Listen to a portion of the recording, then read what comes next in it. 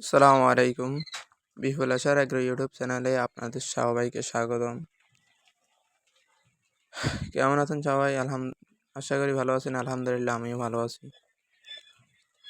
আমাদের আজকের বিষয় হচ্ছে কম খরচে কীভাবে কোয়েল পাখি পালন করা যায়। প্রথমই দরকার আমাদের একটি ঘর।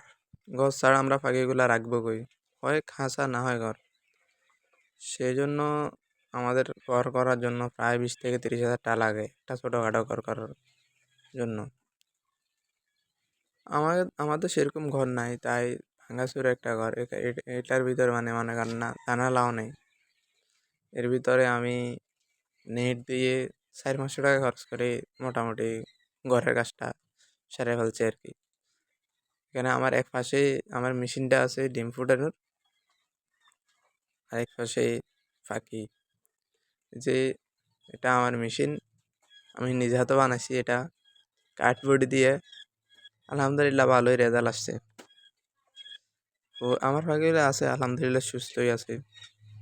পাখির বয়স আজকে 15 দিন। প্রথম অবস্থায় একটু আমি নতুন, তো এই কারণে ম্যানেজমেন্টে একটু সমস্যা হয়েছে। নতুন অবস্থায় একটু হয় সবারই, আমার একটু হয়েছে। যাক, আলহামদুলিল্লাহ সামনের দিকে হবে ইনশাল্লাহ।